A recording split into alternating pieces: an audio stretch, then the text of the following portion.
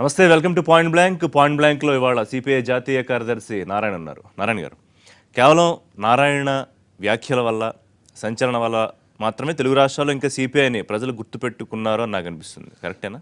అది కరెక్ట్ కాదు. సంచలనం ఏమని చెప్పండి. నేను రాజకీయాలకు సంబంధం లేకుండా ఏమైనా అవాస్తవాలపైన గాలిమేడలు కట్టి అక్కడి నుంచి నేను ఏమైనా మాట్లాడితే అది సంచలనం కోసం చెప్పచ్చు. నేను పూర్తిగా ప్రజల యొక్క మనోభిప్రాయాన్ని దృష్టిలో పెట్టుకొని జరిగేటువంటి పరిణామాలపైన రియాక్ట్ అవుతాను. ఆ రియాక్ట్ కావడంలో భాష తేడా ఉంటుంది.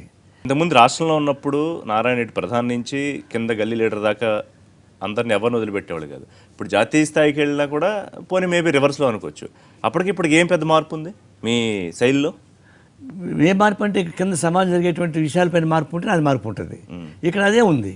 అన్నీ అదే ప్రకారం జరుగుతాయి. కింద నయం నువ్వు అనొచ్చు, ఇది లోకల్ గొడవ కదని. నయం ఆల్సో సెంట్రల్ గవర్నమెంట్ పాలసీని బదలగొట్టాడు. ఇప్పుడు నయం ఎట్టంటున్నా కానివ్వండి, అతని వల్ల ఏమైంది, ఇప్పుడు సెంట్రల్ గవర్నమెంట్ స్టేట్ గవర్నమెంట్లో కూడా ఒక పాలసీ, హిడెన్ ఎజెండా, వీట డబ్బులు ఖర్చు పెట్టి ఇట్లాంటి వాళ్ళని పెంచి పోషించి ప్రభుత్వానికి అనుకూలంగా ఎట్లా ఉపయోగించుకోవాలో ఒక నేరపూరితమైనటువంటి ఆలోచన, క్రిమినల్ మైండ్ని అప్లై చేశారు. నయం మీద కూడా ఏదో కామెంట్ చేసినట్టున్నారుగా, అతని విచారణకు సంబంధించి సిట్టు కాదు సిబిఐ అని, తర్వాత ఆస్తులన్నీ కూడా స్వాధీనం చేసుకుని పంచిపెట్టాలని అదే చెప్తున్నా. ఇప్పుడు నయము భువనగిరిలో చుట్టుపక్కల గ్రామీణ ప్రాంత సమస్య ఉండొచ్చాం, కానీ ఆయనకి లింకు సెంట్రల్ పాలసీలో ఉంది. సెంట్రల్ పాలసీ స్టేట్ పాలసీలోనే ఇట్లాంటి వాళ్ళకి అవకాశం ఇచ్చేటువంటి ఒక ప్రొవిజన్ ఉన్న తర్వాత ఇట్లాంటి టైంలు చాలా మంది కొడతారు. ఒకటి. రెండవది, ఈ నయం దృష్టిలో పెట్టుకొని ఒక సిట్ వేశారు. ఇప్పుడు దానిలో వస్తుంది ఎవరెవరు, రాష్ట్ర స్థాయి డీజీపీ మొదలుకొని కింద వాళ్ళ దాకా పోలీస్ ఆఫీసర్స్లో వాళ్ళతో కాంటాక్ట్స్ ఉన్నాయి. ఎలిగేషన్స్ ఉన్నాయి, చాలా ఎలిగేషన్స్ ఉన్నాయి, చాలా మంది. నాట్ ఓన్లీ ఎలిగేషన్స్, వాళ్ళు ఎవరైతే నక్సలైట్లు చంపాలనుకుంటారో, లేకపోతే వాళ్ళకి ఇష్టం లేని ఒక యాంటీ సోషల్ ఎలిమెంట్స్ చంపాలనుకుంటారో, లేకపోతే వాళ్ళకి ల్యాండ్ వెస్టర్న్ ఇంట్రెస్ట్ ఉండి దాన్ని సాధించాలనుకుంటారో, అవన్నీ ఇది ద్వారా చేయించారు వాళ్ళు. దానికి కొంతమంది డబ్బులు సంపాదించవచ్చు, కొంతమంది పాలసీ కావచ్చు. అయితే దాని మీద మీరు కేవలం కామెంట్స్కి మాత్రమే పరిమితమా, దాని మీద ఏమైనా పోరాటం చేయాలి? Nothing doing. ఇది సిబిఐ ఎంక్వైరీ చేయమని చెప్పేసి మేము కోరుతా ఉన్నాం. రెండవది, అతను ఎక్కడైతే ల్యాండ్స్ డిస్ప్యూట్స్ ఉన్నాయో అవన్నీ కూడా ప్రజల కలిసి పంచిపెట్టండి, ఇలాంటి మేము జనాలు పెట్టి ఆడతామని చెప్పాను. అసలు అంటే ఇప్పుడు ఎన్నాళ్ళ నుంచి చూస్తున్నారు నారాయణ గారు, మీరు రాజకీయాలు దాదాపు కొన్ని దశాబ్దాల నుంచి చూస్తున్నారు. ఎప్పుడైనా ఇలాంటి కేసుల్లో బడా నాయకుల పేర్లు, పోలీసులు కానివ్వండి, నాయకులు కానివ్వండి, పేర్లు బయటికి రావడం, ఆస్తులు తీసుకుని మళ్ళీ వెనక్కి అనేది ఒకసారి జరిగిందా? అంటే ఇది వేరు. ఇంతకుముందు జరిగింది పొలిటికల్ కరప్షన్ సమస్యలు అవి. ఇది అటు కాదు. ఒక సంఘ విద్రోహ శక్తిని ప్రభుత్వం చేరదీసి దీని ద్వారా దందాలు నడిపించడం. ఈ దందాలు నడిపిస్తుంది చివరికి ఎంత అయింది, 10,000 కోట్లు అన్నా 20,000 కోట్లు అన్నా తెలియదు. కానీ అదే పోలీస్ అఫీషియల్స్, మంత్రులు వాళ్ళు చాలా దీని నుంచి లబ్ధి పొందున్నారు. మరి ఇవన్నీ బయటపడాలంటే ఎంక్వైరీ చేసి మొత్తం ఎన్నికలు లాగాల్సిందే. ఎక్కడో ఎన్నికలు లాక్కపోతే, దాని పనిష్మెంట్ లేకపోతే ఇట్లాంటి టైంలో పుడుతూనే ఉంటారు. రైట్, బ్యాక్ టు పార్టీ అండి. విభజన తర్వాత ఇవాళ 2 తెలుగు రాష్ట్రాల్లో జాతీయ పార్టీలు, కాంగ్రెస్ అంటే ఫ్రంట్ రోలో ఉన్న జాతీయ పార్టీలు అనుకుందాం కాసేపు, బీజేపీ కాంగ్రెస్లో ఇబ్బంది పడుతున్న పరిస్థితి. వాట్ ఎవర్ సిపిఐ అసలు పిక్చర్లో ఉందా 2 తెలుగు రాష్ట్రాల్లో? 2 తెలుగు రాష్ట్రాల్లో ఉంది, దేశం మొత్తం మీదుగా ఉంది. ప్రతి రాష్ట్ర జిల్లాలోనూ మా యూనిట్స్ ఉన్నాయి, పార్టీ మెంబర్షిప్ ఉంది, కమిటీ ఉంది. అది ఎంత బలంగా ఉంది తర్వాత విషయం. ఏదో ఉంది అంటే ఉంది, అంటే మా యాక్టివిటీ జరుగుతున్నాయి. వాస్తవ సిచ్యువేషన్ చూస్తే కూడా రాష్ట్రాలు వదిలేస్తే దేశం మొత్తం మీద కూడా ప్రాంతీయ పార్టీల బలం పెరుగుతున్నమాట వాస్తవం. సో ఈ నేపథ్యంలో ఇక వామపక్షాలు సిపిఐ సిపిఎంల పాత్ర పూర్తిగా పరిమితం అయిపోయే అవకాశం లేదా? జాతీయ పార్టీలు వైఫల్యం చెందిన తర్వాత ప్రాంతీయ పార్టీలకు అనుకూలం వచ్చింది. దాని రకరకాల కారణాలు ఉండొచ్చు. అయితే ఇప్పుడు ఎప్పుడైతే ప్రాంతీయ పార్టీల హవా పెరుగుతుందో, జాతీయ పార్టీల యొక్క ప్రాముఖ్యత తగ్గుతుందో, ఇది ఒక విధంగా ప్రమాదమే. దేశం మొత్తం మీదుగా ఇట్లాంటి ప్రాంతీయ పార్టీ మొత్తం పెరిగిపోతే ఇంటిగ్రిటీ సోవియట్ యూనియన్ ఎట్టయితే అయ్యే ప్రమాదం ఉంది. ఇప్పుడు ఈ ప్రాంతీయ పార్టీ ఇట్టే పెరిగి ఉన్న అంతో ఇంత జాతీయ పార్టీలు కూడా ఉనికిని కోల్పోతే ఇప్పుడు దేశం ఐక్యంగా ఉంటుందని చెప్పేసి ప్రశ్నార్థకం అయిపోయింది. ఇంకా నేనేమంటున్నానంటే ఉనికిని దాదాపుగా లెఫ్ట్ పార్టీలు కోల్పోయాయి కదా అంటున్నా. కాంగ్రెస్ బీజేపీలు ఏం కోల్పోలేదు, కానీ లెఫ్ట్ పార్టీలు కోల్పోయాయి కదా. ఎన్నికల రీత్యా మీరు కనబడలేదు కాబట్టి ఉనికి కోల్పోయింది మీరు అంటున్నారు. ఈ రోజు కూడా ఏ రాష్ట్రంలో కూడా సమస్యలు వస్తే కమ్యూనిస్టులు స్పందిస్తున్నారు. ఎప్పుడు మీ ఫెయిల్యూర్ని ఇంకో పార్టీల మీదకి నెట్టేసో, లేకపోతే ఇంకొక లేదో వంక చూపించి తప్పించుకునే ధోరణేనా అదే కొనసాగిస్తాం? మేము ఎప్పుడు అనలేదే. ఇప్పుడు ఆయా పార్టీలు పరిపాలన చేసేటప్పుడు చేసే లోపాల గురించి మేము ఎక్స్పోజ్ చేస్తాం తప్ప మా వైఫల్యం వాళ్ళ పని చేయడంలే. మా వైఫల్యం ఏంటి, నిజంగా మేము అనుకున్న మా ఆశయాల్ని కింద ప్రజానీకానికి ఇంకా చైతన్యపూరితంగా చేయలేదు. ఒప్పుకుంటారా? ఫెయిల్ అయ్యారు ఒప్పుకుంటారా? ఆ దిశగా ఫెయిల్ అయ్యారు ఒప్పుకుంటారా? నేను ఒప్పుకోకపోతే నగ్న సత్యం, అది సత్యాన్ని ఒప్పుకోకపోతే ఎట్లా? ఈ సంస్కరణలు ఇంత మారిపోతూ ఆధునికంగా దేశం ముందుకెళ్తున్న ఈ రోజుల్లో, ఈ పరిస్థితుల్లో అసలు అవసరం ఉందా అని ఎప్పుడైనా ప్రశ్నించుకున్నారా? అవసరం ఉంది, భవిష్యత్తులో కూడా ఇంకా అవసరం ఉంది. పాయింట్ ఏంటంటే ప్రజలు వాళ్ళతోనే ఉంటున్నారు. అది అది అది ఉండొచ్చు, ప్రజలు వాళ్ళ వెనకాలే ఉంటున్నారు. హిట్లర్ వెనకాలేరా? హిట్లర్ వెనకాల జనం ఉన్నారు కాబట్టి అంత ఆ స్థాయికి వెళ్ళాడు.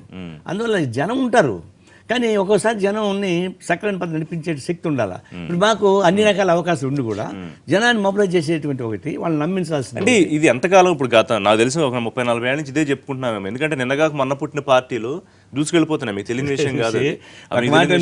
అది అంటుంటారు మీరు అంటే వాళ్ళు మమ్మల్ని ఏంటంటే పుట్టే వాళ్ళకి అన్నలో పెరిగే వాళ్ళకి తమ్ముళ్ళు మీరు అంటుంటారు మమ్మల్ని. అది వదిలిపెట్టు. ఈ ఆదిమ కమ్యూనిటీ నుంచి ఇప్పుడు దాకా సమాజం మార్పిడిలో ఎన్ని వేల సంవత్సరాలు పట్టిందండి? 6000 సంవత్సరాల ప్రక్రియ ఇది. 6000 సంవత్సరాలు 40 ఏళ్ళు ఒక లెక్క. కొన్నాళ్ళు ఉంటుంది కానీ ఎప్పుడు నాడు ఉండదు. ఎన్నాళ్ళు మోసం చేయలేరు జనాల్ని. ఎప్పటికైనా వాస్తవం ప్రజలు తెలుసుకుంటారు. అయితే దాన్ని సన్నద్ధం చేయడానికి నేను ఒప్పుకుంటా. అది మీరు చెప్పిన దాన్ని నేను ఒప్పుకుంటాను. ఎప్పుడంటే క్రమక్రమంగా పెరుగుతూ ఉంటే ఒప్పుకుంటా, కానీ క్రమక్రమంగా క్షీణిస్తూ ఉంటే మీరు అన్న మార్పు 40 ఏళ్ళు కాదు 400 ఏళ్ళైనా ఎక్కడ వస్తుంది? ఇప్పుడు క్షీణించవచ్చు. మా బేస్ ఉంది కాబట్టి, మా పునాదులు ఉన్నాయి కాబట్టి మరి పెరగచ్చు. కొత్తగా రాజకీయాల్లోకి వెళ్ళాలని ఆలోచన తీసుకుంటే ఎవరైనా వామపక్షాల వైపు రావడానికి అసలు ఆకర్షితులు అవుతున్నారా? అంటే ఒక త్యాగపూరితమైన ఆలోచనలు ఉండి మనం సొంత కోసమే కాదు సమాజం కోసం పాటుపడాలనేటువంటి అభిప్రాయం వల్లే వస్తారు మా దగ్గరికి. మిగతా వాళ్ళు ఏంటంటే రావడం అనే అధికారంలో ఒక పోస్ట్ కావాలి, ఆ తర్వాత ఒక నామినేషన్ పోస్ట్ కావాలి, కాంట్రాక్ట్ లైసెన్స్ కావాలి అని వచ్చేవాళ్ళు మా దగ్గర రారు. మేము చేయగలిది ఏం లేదు. కానీ మీ రాజకీయ విధానాలు, సిద్ధాంతాలు, లేకపోతే సమయానుకూలంగా మార్చుకునే మీ రాజకీయ ఎత్తుగళ్ళు, ఇవన్నీ చూసి అసలు ప్రజలు మీతో ఎందుకు ఎప్పుడు కనెక్ట్ కావాలి? అంటే ఇప్పుడు సిద్ధాంతపరంగా మాకే మార్పులు ఏం లేవు. అయితే ఎన్నికల రీత్యా, ఎత్తుగడల రీత్యా ఈ పార్లమెంటరీ ప్రజాస్వామ్యంలో కూడా మా రిప్రజెంటేషన్ ఉండాలని చెప్పేసి నిర్ణయం చేసుకున్నాక మనం కూడా దాన్ని జరబడదానికి ప్రయత్నించాం, కొంత ట్రై చేసాం. చివరికి ఏమైంది? కిందకి పడ్డం కాదు, మా పార్టీ చీలడం వల్ల వచ్చి మేము కింద పడ్డాం. సిపిఐలు చీలు రాకుండా ఉంటే 62-64 మధ్య ఈ స్థాయికి వచ్చేది కాదు. ఎప్పుడైతే కమ్యూనిస్టులు చీలికి వచ్చిందో ఈ ప్రాంతీయ పార్టీలు విన్నాయి. ఇప్పుడు ఎన్ని విమర్శించినా టీడీపీ వెనకాలు, టీఆర్ఎస్ వెనకాలు, లేకపోతే కాంగ్రెస్ వెనకాలు మీరు కూడా మేము పోయినా నామినల్లే కదా. నామినల్లా అసలు వెళ్ళారా లేదా అనేది ఇంపార్టెంట్. అసలు మేము వెళ్ళాం, ఇదిగో ఈ పార్టీలకు మేము వ్యతిరేకం అని మీరు మడిగట్టు కూర్చున్న పరిస్థితి ఏం లేదు. మేము ఒక లక్ష్యం తీసుకున్నాం. ఈ పార్లమెంట్లో, అసెంబ్లీలో, మిగతా వాటిలో కూడా, చట్టసభల్లో కూడా మన ప్రాతినిధ్యం ఉండాలని కోరుకున్నప్పుడు సొంతంగా ఎదగలేక సొంతంగా ఎదిగే బలం సొంతంగా వెళ్ళడానికే మేము నిర్ణయించుకున్నాం. ఈ రాజకీయాలకు మార్పు వచ్చిన తర్వాత ఈ మార్పుల్లో మొత్తం ఒంటరిగా పోటీ చేస్తే మాకేం గిట్టుబాటు కావడం లేదు కాబట్టి ఎక్కడ ఒక జతగా చూసుకుందాం అనుకున్నాం. ఒక్కోసారి ఒకటి పట్టుకుంటాము, 5 ఏళ్ళు ఇతను మారిపోతాడు, సరే మా గురించి ఇంకోళ్ళకి పోతాము. అట్లా మార్చి మాకు కూడా ఒక విధంగా ప్రజల్లో చులకన భావం మారింది వచ్చింది. ఉద్యమం రీత్యా మా పైన నమ్మకం ఏర్పడింది, అంతవరకు మాకు సంతోషం. ఎన్నికల రీత్యా మా మీద ఇంకా వాళ్ళకి విశ్వాసం కలగలేదు, అది కల్పించడం మా బాధ్యత. ఇంకా వామపక్షాల ఐక్యత వర్ధిల్లాలి, ఇది నినాదమేనా? ఎప్పుడన్నా యాక్షన్గా మారే అవకాశం ఉంటుంది? ఒకప్పుడు మేము ఒకరినొకరు కొట్టుకున్నాము, నరుక్కున్నాము, ఆ తర్వాత కలిసి ఎన్నికలు పోటీ చేసి ఓడించుకున్నాం, మళ్ళీ కలిసి పని చేసుకుంటున్నాం. చాలా ఇప్పుడు దేశం మొత్తం మీదుగా అట్లాంటి కొట్లాటలు లేవు. ఇంక భావ సమయత పూర్తిగా వచ్చిందంటే నమ్మడం అక్కడితో సంతోషమా కాదు, సరిపోదు.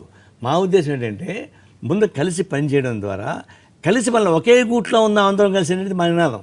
ఎందుకంటే జనం నమ్మాలంటే ఈ పలు ఎర్ర జెండా కనిపిస్తే ఎట్ట కుడుతుంది?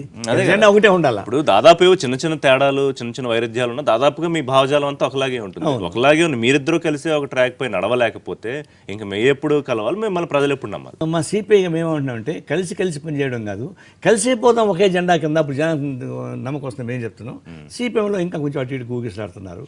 తెలుగు రాష్ట్రాల సంగతి వదిలేస్తే బయట ఇప్పుడు సపోజ్ వెస్ట్ బెంగాల్ అనుకుందాం, కంచుకోట అని చెప్పుకోవడం 2 సార్లు వరుసగా దెబ్బలు తింది. ఇప్పటికీ కూడా పెద్ద మార్పు వచ్చింది నేను అనుకోవట్లా. కోలుకునే అవకాశం లేదు కదా అక్కడ కూడా. మేము చివరికి కాంగ్రెస్తో కూడా కలిసి ఆమె నోటిదాన్ని ట్రై చేస్తే ఇంకా తగ్గిపోయినాం.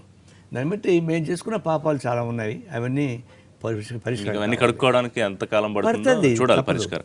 భూ పోరాటాలు ముఖ్యంగా ఎప్పుడో నాకు తెలిసి రాజశేఖర రెడ్డి గారి హయాంలో ఒక భూ పోరాటం ఏదో చేసినట్టున్నారు, ముదిగొండ సంఘటన. దాని తర్వాత హఠాత్తుగా మళ్ళీ వదిలేశారు. ఆ తర్వాత ఏంటంటే అవసరం లేదనా, లేకపోతే అంతా బాగానే ఉందని ఫీల్ అవుతున్నాయి వామపక్షాలు, లేకపోతే భూ పోరాటాలు చేసే ఓపిక సన్నగిల్లిపోయింది? అటు కాదు. ఇప్పుడు ఏమైంది, ఈ ల్యాండ్ డిస్ట్రిబ్యూషన్ సంబంధించి ప్రభుత్వమే కొన్ని చోట్ల నుంచి కొన్ని చేస్తూ ఉంది. ఇప్పుడు ప్రభుత్వం భూములు తీసుకొని ఎస్సీ జట్ల పేరుతో వాటి పేరుతో ఒక ప్రయత్నం చేస్తుంది. అని మేము ఫైట్ చేస్తున్నాం. ఒకప్పుడు భూములు ఆక్రమించుకొని ఆ పద్ధతులలో నుంచి తగ్గుతూ వచ్చింది. ఇప్పుడు దానికి ఆ సమస్య ఇప్పుడు పెద్దగా సీరియస్ రావడంలా. ఏపీ ప్రత్యేక హోదా కోసం పవన్ కళ్యాణ్ ఉద్యమం చేస్తా అన్నారు, పిలుపునిచ్చారు. ఆయన ఎందుకు మీరు అన్ని మానేసి ఇంట్లో కూర్చో అనేది ఆయన మీద కామెంట్ చేశారు? నేను అది చెప్పినమాట. ఆయనే రజనీకాంత్లాగా ఇంట్లో కూర్చో అన్నారు. అన్నా ఇప్పుడు అన్నాను, ఆయన అప్పుడప్పుడు వస్తాడు సడన్గా మినకల పూసి సినిమాలు చేస్తున్నాడు మరి, పూర్తిగా సినిమాలు మానేలేదు ఇంకా. అదే చెప్తాను నేను, అబ్బాబ్బా రెండు రాదు. నీకు సమస్యలు రాజకీయాలు ఉండదలుచుకుంటే నిరంతరం ప్రజల సమస్య వాటిపైన వాళ్ళు ఫైట్ చేయాల్సిందే. వాళ్ళని ఒక ఇష్యూ ఎత్తుకుంటే ఆ ఇష్యూ కోసం ఫైట్ చేయాల్సిందే. కానీ అతను ఏం చేస్తున్నాడు, సడన్గా ఒకసారి మెరిచి ఒక మాట అంటాడు, ఆ తర్వాత మళ్ళీ వెళ్ళిపోతున్నాడు. ఆయన మిమ్మల్ని పొగిడాడు, మీ సిద్ధాంతాలు మెచ్చుకున్నాడు, అయినా మీరు ఆయన మీద కామెంట్ చేశారు. మంచి చెడుల తర్వాత విషయం అండి. నేను అడిగింది పర్సనల్గా, ఆయన పర్సనల్ నేనేం అనలేదు, పవన్ కళ్యాణ్ పర్సనల్ నేనేం అనలేదు, అన్నానికి కూడా అవకాశం లేదు. అవకాశం ఉన్నా నేను అన్నాం, అది పర్సనల్ మ్యాటర్ అది. కానీ ఆయన ప్రజల సమస్య మీద స్పందించినప్పుడు సక్రమ మార్గంలో ఉండాలని చెప్పినట్టున్నా. మళ్ళీ ఎప్పుడు నేను మాట్లాడాను, నేను కమ్యూనిస్ట్నే, నేను తమిళనాడు పుస్తకాలు చదువుకున్నా, చెగువరా నాకు అడ్మైర్ అని చెప్పిన తర్వాత అదే నిజమైతే మరి తడబడలు నీకు ఎందుకు ఉండాలా, మంచిగా నడువు. కాబట్టి ఉంటే రాజకీయాలు చిత్తశుద్ధి పనిచేయి, లేదా రజనీకాంత్ లాగా ఇంట్లోనే పడుకో. అంటే ఇప్పుడు ఆయనకు స్ఫూర్తి ఇవ్వడానికి మీరు కామెంట్ చేశారా, ఆయన మీద ఏమన్నా అనుమానంతో మీరు కామెంట్ చేశారా? ఎంకరేజ్ చేయడానికి నేను చెప్పింది అంతేనంటే తడబడ్డం అన్నారు కదా, అందుకు ఆయన మీద ఏమన్నా మీకు అనుమానం ఉందా? తడబడ్డ రాజకీయంగా కాదు, వేగ్ ఐడియాస్ ఉన్నాయి. వేగ్ ఐడియాస్ అని నేను కమ్యూనిస్ట్ అభిమాని చెప్పుకుంటూ వేగ్ ఐడియాస్ ఉంటే సాధ్యం కాదు. ఒక ఖచ్చితమైనటువంటి నిర్ధారణ ఉండాలి. ఆ ఖచ్చితమైన నిర్ధారణ నీ దగ్గర లేదు. అది అడుగులు తడబడడం అనేది. ఆయన మీద అనుమానం ఉంటే ఇన్నాళ్ళ నుంచి రాజకీయాలు చేస్తూ చిన్నపిల్లలు ఇన్ని చేసిన కమ్యూనిస్టులకే వాళ్ళు ఏమైనా ఇప్పటివరకు పర్ఫెక్ట్ గా ఉన్నారా? వాళ్ళకి వేగ్ ఐడియాస్ ఉన్నాయి, వాళ్ళు తడబడ్డారు. ఇప్పుడు ఆయన నిన్న కాక మన పార్టీ పెట్టొచ్చు, ఆయన కొంచెం తడబడ్డంలో ఇబ్బంది ఉంది. మేము ఎప్పుడు తడబడలేదు, కమ్యూనిస్ట్ ఎప్పుడు తడబడరు. మా విధానాలు నచ్చకపోవచ్చు, మీకు మా ఆశయాలు నచ్చకపోవచ్చు, మా పిలుపులు నచ్చకపోవచ్చు, కానీ మేము ఎప్పుడు తడబడలేదు. మేము స్పష్టంగా ఒక మాట అనుకున్నాం, ఒక విధానం అనుకున్నాం, దాన్ని నడిపించకపోతున్నాం. మీలాంటి వాళ్ళు వ్యతిరేకించినా సరే మేము ఫైట్ చేస్తుంటాం. కానీ పవన్ కళ్యాణ్ ఏంటంటే, నేను తడబడాలంటే చిన్నపిల్లలు తడబడతారు, మనం తప్పడతావా? చిన్నపిల్లలు ఎట్టయితే తడబడి నడుస్తారో అది నేను పోల్చాను తప్ప స్వార్థం కోసం వెళ్ళిపోతానని చెప్పలే. స్వార్థం ఇంకోటి ఉంది. ఉదయం వచ్చినప్పుడు వచ్చి అట్లా మాట చెప్పేసి దాన్ని చల్లార్చేసి మళ్ళీ వెనక్కి వెళ్ళిపోతే అప్పుడు నేను డౌట్ పడాలి. సో ఇప్పుడు మీ సుదీర్ఘ రాజకీయ అనుభవంతో విశ్లేషణ చెప్పండి, పవన్ కళ్యాణ్ రాజకీయ ప్రయాణము, ఆయన రాజకీయ భవిష్యత్తు ఏ రకంగా ఉంటుందని మీరు అంచనా వేస్తున్నారు? ఇప్పుడు ఆయనకే ఒక స్పష్టమైన ఐడియా లేదు నాకు తెలిసినంత వరకు. నా వరకు ఏంటంటే ఆయనకి ఏదో కమ్యూనిజం పుస్తకాలు చదువుతుంటాడు, సాహిత్యం ఉంది, లైబ్రరీ మంచి లైబ్రరీ, మంచి చేయాలని అయినా లైబ్రరీ మంచి లైబ్రరీ ఉంది, ఎక్కువ పుస్తకాలు చదువుతాడు, అవన్నీ ఉన్నాయి. కానీ ఫండమెంటల్గా అతనికి మెటల్ ఉంది కాబట్టి ఆ మెటల్ సక్కరైన మార్కులో పెడితే ఏమన్నా సమాజానికి ఉపయోగపడతారని చెప్పేసి. అయితే చిరంజీవితో పోల్చుకుంటే పవన్ కళ్యాణ్ కొద్దిగా బెటర్ నా ఉద్దేశం. ఇప్పుడు మీరు ఏమైనా కలవబోతున్నారా ఆయనకి సూచనలు సలహాలు ఇవ్వడానికో, లేకపోతే రేపు రానున్న భవిష్యత్తులో రాజకీయంగా జనసేనతో కలిసే అవకాశం ఉందా? ఇప్పుడు ఆయన ఒక స్పష్టమైన అవగాహనతో బయటకు వచ్చి నడిపించుకోగలిగినప్పుడే మేమేం చేయగలం తప్ప ఆయనకే ఒక స్పష్టమైన ఐడియా ఇంకా రానప్పుడు మేము పోయి ఆయనతో మాట్లాడతాం. యుద్ధుల్ని చేలో నీళ్ళలో పెట్టి కొమ్మలు పెట్టి బేరవాళ్ళం కదా.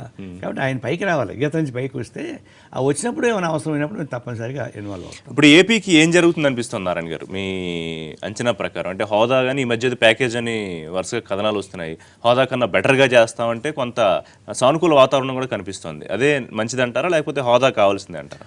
ఏపీని మోసం చేయడం, ఏపీలో ఉన్న తెలుగు ప్రజానికాన్ని మోసం చేయడానికి టీడీపీ బీజేపీ రెండూ పోటీ పడుతున్నాయి. దాంట్లో వెంకయ్యనాయుడు నెంబర్ 1, నెంబర్ 2 చంద్రబాబు వస్తాడు. ఆ విధంగా మా ప్రత్యేక హోదా పైన నమ్మించి చెరుకు చెవులో పూలు పెడుతున్నారు వాళ్ళు. ఇప్పుడు ఏమంటున్నారు, మేము హోదా ఏమో కానీ మేము అన్నీ ఇస్తాం మీకు అంటున్నారు. అంటే హోదాకు అన్ని తేడా ఏంటి? అన్నీ అంటే నువ్వు అడుక్కుంటా ఉండు, మేము ఇస్తూ ఉంటామని చెప్పేసి నేను దోషులు పెడతా ఉండు, పైన వేస్తుంటామని చెప్పేసి ఒక బానిస బుద్ధి ప్రకారం బీజేపీని అనుసరిస్తూ ఉంది. మాకు ఇది చాలు, ఈ భిక్ష చాలు అని చెప్పేసి టీడీపీ వాళ్ళు ఆ స్థాయికి వస్తున్నారు. ఇది మీ అపసొత్తు కాదు, వాళ్ళ అపసొత్తు కాదు. ప్రత్యేక హోదా అనేది కొత్త రాష్ట్రం ఏర్పడిన తర్వాత అందులో రాష్ట్రం క్యాపిటల్ కూడా కాదు. ఇప్పుడు హైదరాబాద్ క్యాపిటల్ ఉంది, అక్కడ క్యాపిటల్ కూడా లేదు. అటువంటిప్పుడు ప్రత్యేక హోదా ఉన్నప్పుడు ప్రభుత్వానికి ఇష్టం ఉన్నా లేకపోయినా కొన్ని అంశాలు అటువంటి పరిష్కారం అవుతా వస్తాయి. తెలంగాణలో సమస్యల మీద పోరాటం చేసినంత స్థాయిలో ఏపీలో చేయట్లేదని సిపిఐ ఫ్రమ్ ది బిగినింగ్ ప్రత్యేక హోదా కోసం మొట్టమొదటి పిలిపించింది సిపిఐ. తర్వాత రాష్ట్ర వ్యాప్తంగా పిలిపించి రామకృష్ణ జైల్లో 15 రోజులు ఉన్నాడు, అనంతపూర్ జైల్లో. రాష్ట్రం మొత్తం మీద పాదయాత్రలు చేశారు. చివరి దీన్ని అంచెల వరకు పోరాటం సాగిస్తూ ఢిల్లీలో కూడా పోయి ధర్నా పెట్టించాం. సిపిఐ దాన్ని మ్యాక్సిమం చేస్తూ ఉంది. ఎవరికి ఎక్కువ మార్కులు వేశారు మీ ఇద్దరు మిత్రులు, చంద్రబాబు నాయుడు చంద్రశేఖరరావు ఇద్దరులో? అందరికి సమాన మార్కులు వాళ్ళిద్దరికి. ఇద్దరు ఒకరి జుట్లో ఒకటి దూరిపోయేవాళ్ళే, ఇద్దరు మాటకారేవాళ్ళే. కాబట్టి వాళ్ళల్లో మార్కులు ఒకటి తక్కువ ఒక ఎక్కువే లేదు, అంతా ఒకే తాను నుంచి ఇచ్చిన పేలికలేవి. కాబట్టి ఆ విషయంలో ఇద్దరు క్యారెక్టర్స్ ఒకటే అన్ని రకాల. సో ఇద్దరికి ప్రజలు పాలనలో కూడా ఇద్దరు పెద్దగా జనాన్ని ఎట్లా మోసం చేయాలో, జనాన్ని ఎట్లా భ్రమంలో పెట్టాలో, జనాన్ని ఎట్లా నమ్మించాలో అవన్నీ ఇద్దరికి బాగా తెలుసు. ఆ విషయంలో చంద్రబాబు నాయుడు కొంచెం నిజం చెప్తూ నమ్మరేం, కానీ కేసీఆర్ అబద్ధం చెప్పి కూడా నమ్ముతారు నిజమని. మరి ఈ పార్టీలతోనే కదా మీరు అంతా ఇళ్ళు పొత్తులు పెట్టిన పోటీలు చేశారు. ఉంటాయి, దానికి దానికి సంబంధం ఉంది. మీరు ఎన్నికలప్పుడు ఎన్నికల భాష, ఇప్పుడు ప్రజా ఉద్యమాల భాష, దీనికి దానికి లింక్ మీకు ఎలా అనుకూలంగా ఉంటే అలా మాట్లాడతారు. అనుకూలం కాదు కామెంట్స్ మీరు చేస్తారు, కానీ పెద్దగా రిటలియేషన్స్ కౌంటర్స్ రావు. ఎందుకు మళ్ళీ వాళ్ళు ఏదో అంటే మళ్ళీ మీరు మీద అంటారు, మీ నోటి దురుసుకో, మీ నాలుగు భయపడతారు జనాలు. రియాలిటీ లేకుండా నేను ఎప్పుడు విమర్శిస్తే నా తోలు తీస్తారు, నన్నే వదిలిపెట్టరు ఈజీగా. బేస్డ్ విమర్శించినప్పుడు కొంచెం ఎక్కువ అగ్రెసివ్గా మాట్లాడతాను, అది వేరు. దాని అంతలో మాత్రం కాదు విమర్శలు మీరు చేయడం ఎందుకు, క్షమాపణలు చెప్పడం ఎందుకు మళ్ళీ? ఎప్పుడు క్షమాపణ అంటే ఒక్కోసారి గతంలో అది పర్సనల్గా హర్ట్ అయినప్పుడు క్షమాపణ చెప్పిన మాట వాస్తవం, అది తప్పదు. అంటే నా వాడుక భాషలో నుంచి వచ్చిన కొన్ని పదాలు రాయలసీమ భాష ఇక్కడ వాడితే తప్పు అవుతుంది, ఇక్కడ భాష అక్కడ వాడితే తప్పు అవుతుంది. ఇప్పుడు ఏమన్నా మారిందా? గతంలో మీ మీద ఉన్న తీవ్రమైన విమర్శ కామారెడ్లు అంటే కమ్మారెడ్డిలో ఇప్పుడు పెద్ద మార్పు ఏం రాలేదనుకుంటా. ఎప్పుడు కానీ అది తిట్టుపదం మాకు. మేము ఎప్పుడు కమ్మోళ్ళని రెడ్డిని ఎంకరేజ్ చేయలేదు. కావాలని చేయకపోతే పోనీ అలా కుదిరింది అనుకుందాం. ఎక్కువ ఉద్యమాల రీత్యా వచ్చేటువంటి క్యాడర్లో ఆయా సందర్భాల్లో నాయకులు ఎన్నుకుంటుంటాం. మొత్తం మీద విఫల రాజకీయాలు ఎత్తుగడల నుంచి బయటపడుతున్నాం అనుకుంటున్నారా? ఇప్పుడు ఎన్నాళ్ళు విఫలమయ్యారు ఎత్తుగడలు, సరే ఏదోటి మీ విధానాలు సిద్ధాంతాలు బయట పడ్డావా పడుతున్నాం అనుకుంటున్నారా? ఎప్పుడు కానీ సాధ్యం కాదు అది. మేము ఎప్పటికప్పుడు ఆ సమస్యను సమీక్షించుకొని జరిగిన తప్పు పనులు వేరు చేసుకొని భవిష్యత్ కార్యక్రమం తీసుకుంటా పోతుంటాం. ఒక్కోసారి పాతది తప్పని అంగీకరించిన రోజులు ఉన్నాయి, ఒకసారి పాత మంచిది కొనసాగిద్దాని రోజులు ఉన్నాయి. అంటే ఎప్పటికప్పుడు రాజకీయ పరిస్థితి మారుతూ ఉంటే దాని ప్రకారం మారుతాం తప్ప రాజకీయాలు జడ పదార్థం కాదు కదా, మారకుండా ఉండదు. రాజకీయ వ్యవస్థలో మార్పు వస్తున్నప్పుడు కమ్యూనిస్టులు మేము మారం అని అంటే ఇప్పటికే కొన్ని మేము మారకుండా అయితే మీరు కొన్ని పదాలు వదిలేస్తేనే మార్పు ఏమైనా వస్తుందేమో. బూర్జువా పార్టీలు లేకపోతే కొన్ని పడికట్టు పదాలు ఉంటాయి, ఆ పదాలు వదిలేస్తేనే కొంచెం ఏమన్నా సామాన్య జనబాహుళ్యంలోకి వెళ్ళగలరేమో. ఇప్పుడు రాముడి పేరు మార్చగలమా, సీత పేరు మార్చగలమా, రావణాసుడు మార్చగలమా, అట్లా ఈ పెట్టుబడిదారి వర్గానికి సంబంధించిన వాళ్ళ పేర్లు మార్చగలమా? మార్చలేము. వాళ్ళు ఎవరు ఒప్పుకున్నా కాదనుకున్నా డబ్బు కులం అనేది ఇక్కడ మన ఎన్నికల్లో ప్రధాన పాత్ర పోషిస్తుంది. సో మీరు రెండింటికి వ్యతిరేకం మీరు చెప్తున్నట్టు, ఎందుకంటే మీకు డబ్బులు లేవు, కుల ప్రాతిపదికగా మీరు ఎన్నికలకు పోరు. ఎప్పుడు అసలు మీరు ఇంక సీట్లు గెలిచేది, ఎప్పుడు మీరు చట్టసభలోకి వెళ్ళేది? మొన్నే త్రుట్లో తప్పించుకున్నారు, జాతీయ హోదా కోల్పోయే పరిస్థితి నుంచి జస్ట్ అలా బయటపడ్డారు, ప్రమాదాన్ని తప్పించుకున్నట్టు. జనంలో మార్పు వచ్చి తీరుతున్న మాకు గట్టి నమ్మకం ఉంది. ఎందుకంటే జనంలో ఉన్న 125 కోట్ల మంది ప్రజానీకానికి అన్ని రకాల సమస్య పరిష్కారం అవుతాయని చెప్పేసి అవకాశం లేదు. అది పరిష్కారం కాకుండా ఉన్నంతకాలం కమ్యూనిస్టులు అవసరం ఉనికి ఉండి తీరుతుంది. అయితే కమ్యూనిస్టులు అవసరం ఉండకూడదని అనుకుందాం. ఉండకూడదంటే మొత్తం అందరికీ వ్యాపారపేట అయిపోతే, ఇప్పుడు పావర్టీ ఎరాడికేట్ అయిపోతే అందరికీ తినడానికి తిండి ఉంది, కట్టుకోవడానికి బట్ట ఉండి, ఇల్లు ఉంటే మంచిదే. ప్రధాని దళితుల మీద దాడుల్ని తీవ్రంగా వ్యతిరేకిస్తున్నారు. నిన్న మాట్లాడిన ఒక ఇంటర్వ్యూలో కూడా అసలు వాళ్ళకి ఏ ఇబ్బంది రావడానికి వీల్లేదు, కానీ కొంతమంది నేను అంబేద్కర్ శిష్యుడినానో లేకపోతే అంబేద్కర్ భక్తుడినానో వచ్చే ముద్రని తట్టుకోలేకపోతున్నారని ముఖ్యంగా వామపక్షాలనే టార్గెట్ చేసి అన్నారంటారా ఆయన కామెంట్? నేతి బీరకాయల నెయ్యి ఎంత ఉందో అంతే నిజాన్ని మోడీ గారు చెప్పారు. కొంగ జపం అంటే ఎట్లుంటుందో అది మోడీ గారి ఉపన్యాసంలో అర్థమవుతుంది. ఆయన ఎప్పుడు కానీ దళితులపైన అంత ప్రేమ ఎప్పుడు నుంచి వస్తున్నాడు? గుజరాత్లో జరిగిన దాడులను చూశాడు, ఆ తర్వాత వరుస పెట్టి రోహిత్ నుంచి మొత్తం అన్నీ వస్తూ ఉన్నాయి. దీని నుంచి రేపు రాబోయే 5 రాష్ట్ర ఎన్నికలు వస్తున్నాయి. 5 రాష్ట్ర ఎన్నికల్లో ఇప్పుడు దేశం మొత్తం మీదుగా దళితులు, మైనారిటీసు పైన దాడి విపరీతంగా పెరిగిపోయిన తర్వాత ఆ విషయాల నుంచి వాళ్ళు బయటపడడానికి ఈ 5 రాష్ట్ర ఎన్నికల్లో వాళ్ళు బయటపడాలి. కొంచెం చిత్తశుద్ధి కూడా కనిపించట్లేదా ప్రధాన మాటలో మీకు? ఆయన తను షూట్ చేయమన్నాడు దళితుల్ని. అదే చెప్తున్నా, ఆయన షూట్ చేయమని చెప్పిన మరుక్షణమే అమలాపురం దాడులు జరిగినాయి. ఆయన ఆత్మహత్య చేసుకున్న తరుణంలోనే గుజరాత్లో దాడులు జరిగినాయి. కాబట్టి ఆయన నోరు మాట్లాడుతుంది, నోరు స్వీకరిస్తుంది. కింద వాళ్ళ యంత్రాంగం మొత్తం దౌడులు చేస్తుంటాయి, పైన మాత్రం మసిపూసి మాడిగా ఆయన మంత్రాలు చెప్తా ఉంటాడు. ఆ మంత్రాలు దృష్టిలో పెట్టుకొని రేపు రాబోయే ఎన్నికల్లో మైనార్టీస్ దళితుల ఓట్లు సంపాదించుకుని ప్రయత్నిస్తారు తప్పితే ఆయనకి చిత్తశుద్ధి ఏమాత్రం లేదు. ఉంటే ఒకే మాట చెప్తున్నా, దీనిపైన ఓపెన్గా స్టేట్మెంట్ ఇస్తున్నటువంటి మీ మంత్రులను కానీ లేదంటే బీజేపీ ముఖ్యులు కానీ ఒక్కరిని సస్పెండ్ చేశారు చెప్పండి? చేయలేదు. ఎంపీలు కానీ మంత్రులు కూడా సస్పెండ్ చేయలేరు.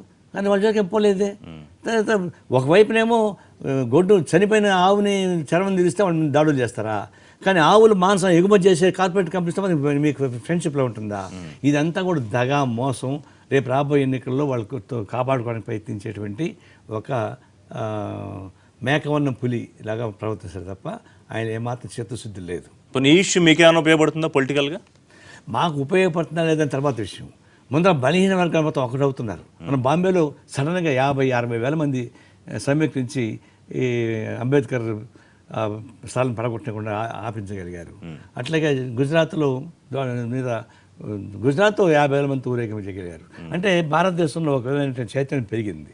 ఇప్పుడు పాండిచ్చేరిలో వాళ్ళకి వ్యతిరేక ఒక మ్యాగజైన్ ప్రింట్ చేస్తే స్టూడెంట్స్ అంబేద్కర్ సంఘం వాళ్ళు ఆ మ్యాగజైన్ బ్యాన్ చేసి సంఘాన్ని బ్యాన్ చేశారు. అవన్నీ మళ్ళీ వెనక్కి తీసుకోవాల్సిన పరిస్థితి ఏర్పడింది. పెరుమాళ్ళని నిర్బంధించారు రాయకూడదని, మళ్ళీ ఆయనకి స్వేచ్ఛ వచ్చింది ఇప్పుడు సుప్రీంకోర్టు ద్వారా. Now is free. కాబట్టి బీజేపీ అనుకున్నంతగా విజయం సాధించబడలేదు. రేపు మీరు అంటున్నారు బాగా విజయం సాధించబడింది, ఎక్కడ విజయం సాధించబడలేదు. అదే మీడియాలో వస్తున్న ప్రచారం తప్ప ఇంకోటి. కశ్మీర్ అంశం మీద అఖిలపక్షాన్ని తీసుకెళ్తోంది కేంద్రం, తీసుకెళ్ళింది. ఏం చెప్పబోతాను? Too late. మేము మొట్టమొదటి ఏం చెప్పినామంటే అన్ని పార్టీలను మీరు తీసుకెళ్ళండి, అప్పుడు వాళ్ళకి ఒక కాన్ఫిడెన్స్ పెరుగుతుంది, అన్ని రాజకీయాలు మనతో ఉన్నాయని నమ్మకం వస్తుంది. అప్పుడు మరి కరుడుగట్టిన వేర్పాటు వాదులు తప్ప మీకంతా ఒకటి అవుతారని చెప్పేసి మేము గత 2 ఏళ్లుగా మేము చెప్తూనే ఉన్నాం. కానీ వినలే. ఇప్పటికీ చేతులు గాలినాయి.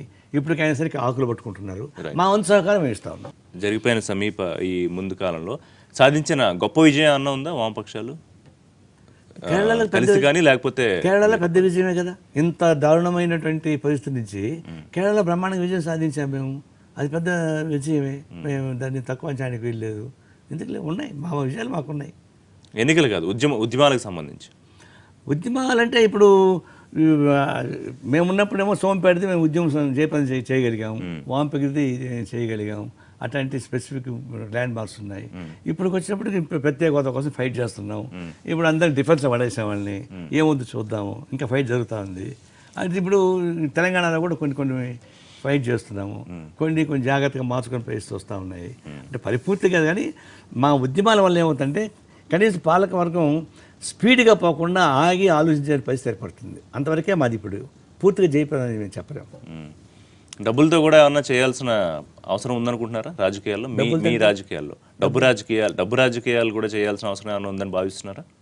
డబ్బులకు మాకేం సంబంధం ఉంది? అది మాకు సంబంధం లేని అంశం. మాకు పార్టీ సభ్యత్వం, పార్టీలు లేవి, పార్టీ చందాలు తప్ప అంతకన్నా విషయం లేదు. ఆ వచ్చిందని పార్టీకి ఖర్చు పెడతాను తప్పితే దాన్ని ఇంకో పని చేసేదేం లేదు. అందువల్ల ధన రాజకీయాలు కమ్యూనిస్ట్ పార్టీకి ఎప్పుడు సాధ్యం కాదు. రైట్ నారాయణ గారు, త్వరలో మీ భావజాలం, మీ సిద్ధాంతాలు ప్రజలకు అర్థమయ్యి వాళ్ళు మీతో కనెక్షన్లోకి రావాలని, ఏదో ఒక రోజుకి వామపక్షాల అవసరం లేకుండా ఉండాలని కోరుకుంటూ పాయింట్ బ్లాంక్ కంక్లూడ్ చేద్దాం. దాని మీద సహకారం కావాలని కోరుకుంటాం. Thank you. తప్పకుండా. ఇది సిపిఐ జాతీయ కార్యదర్శి నారాయణతో పాయింట్ బ్లాంక్. వచ్చే వారం పాయింట్ బ్లాంక్లో మళ్ళీ కలుద్దాం. This is Rishi signing off. Keep watching NTV.